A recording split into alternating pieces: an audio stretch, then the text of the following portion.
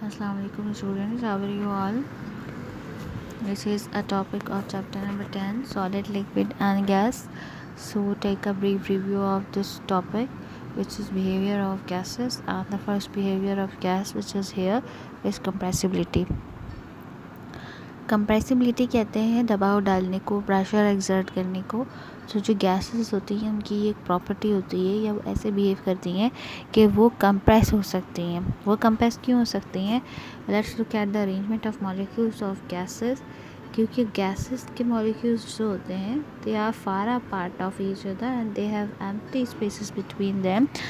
Particles of gases have a large empty spaces between them, so by exerting pressure on it they come to each other, they come near to each other and or squeeze, so meets pressure exert करने पर क्या होते हैं, ये एक दूसरे के करीब करीब आ जाते हैं और गैस जो है वो लिक्विड में भी कन्वर्ट हो जाती है। क्यों? क्योंकि जब ये इनकी अरेंजमेंट यहाँ पे गैस है और जब इनकी अरेंजमेंट लिक्विड जैसी हो जाती है तो गैस किस में कन्वर्ट हो जाती है? लिक्विड में कन्वर्ट हो जाती है। सो compressibility is gases are compressible because the molecules of gases are widely separated from one another.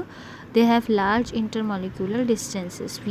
When we apply pressure, molecules come closer to each other and the volume of gas decrease. Hence, we can say that due to large empty spaces, gases are compressible. Now the second behavior of gases is diffusibility.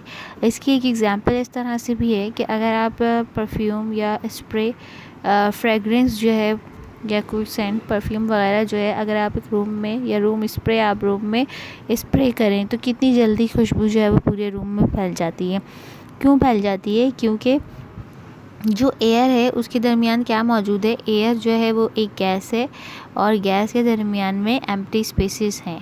इसी तरह से क्या होता है कि जब कोई दूसरी चीज़ आप इसके अंदर दूसरी चीज़ का स्प्रे करते हैं, यानी कि एयर में अगर आप परफ्यूम का स्प्रे करते हैं तो क्या होता है कि इनकी दरमियान की स्पेसेस की वजह से जो जहाँ पे स्पेसेस हैं यहाँ पे इनके मॉलिक्यूल्स जो हैं वो आराम से यहाँ पे जगह घेर ले लेते हैं।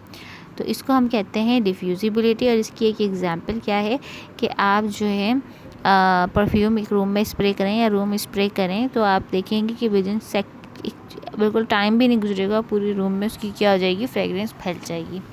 डिफ्यूजिबिलिटी गैसेस के साथ साथ वाटर की भी प्रॉपर्टी है, वो भी इस तरह से बिहेव करते हैं लिक्विड, यानी कि उनमें भी डिफ्यूजन का प्रोसेस होता है बिकॉज जो लिक्विड के मॉलिक्यूल्स हैं या एटम्स हैं या पार्टिकल्स हैं वो भी एक दूसरे से दूर दूर अरेंज होते हैं, not as much as gases molecules are, but वो थोड़े दूर दूर होते हैं। तो इस वजह से जैसे कि अगर आप इंक ड्रॉप को आप वाटर में डालें तो आप देखिए कि थोड़े टाइम बाद जो आपका कप है या ग्लास है उस पूरे ग्लास में क्या हो जाएगा कि इंक जो है वो पूरे के पूरे पानी में फैल जाएगी और वो उसमें डिज़ोल्व हो जाएगी। तो ये भी एग्जांपल है डिफ्यूजिबिलिटी की, जो कि किसकी प्रॉपर्टी है? लिक्विड्स की भी है और गैसेस की भी है। बट सॉलिड्स में डिफ्यूजन इस तरह से नहीं, सॉलिड्स में इस तरह से इतना स्ट्रॉन्ग डिफ्यूजन नहीं होता है। The spreading up of molecules from their higher concentration जहाँ पर जैसे कि परफ्यूम की बॉटल है तो उसके अंदर परफ्यूम जो है वो एक अच्छी ज़्यादा क्वांटिटी में मौजूद है,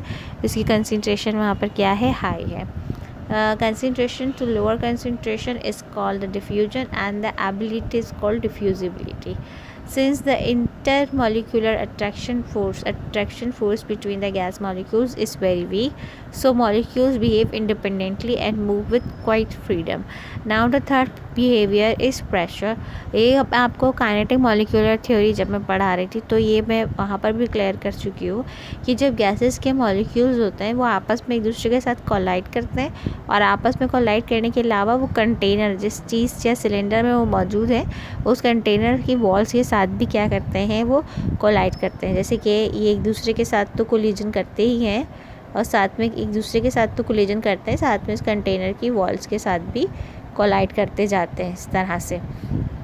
तो जो ये कोलिजन कंटेनर की वॉल के साथ होता है, यहाँ पे क्या होता है कि ये एक पर्टिकुलर एरिया पर क्या एग्जर्ट कर रहे हैं? फोर्स एग्जर्ट कर रहे हैं। ठीक है। और पर्टिकुलर एरिया पे फोर्स एक्सर्ट करना क्या है, pressure, which is P is equal to F/A। Pressure is equal to force upon area. So यहाँ पर अगर आप इसकी डेफिनेशन देखें, force applied by gas molecules on the unit area of the container represents the pressure of the gas.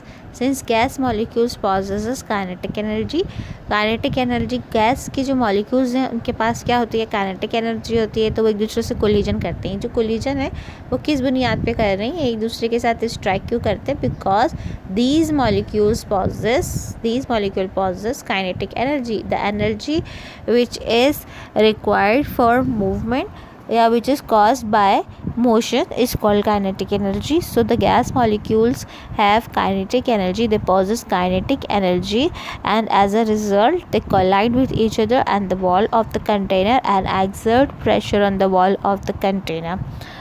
I hope आपको ये topic समझ में आया होगा. This is a very short topic, and after this topic we'll discuss Charles law, and if you have any query question related to this topic or chapter, you guys can ask me. Okay, thank you.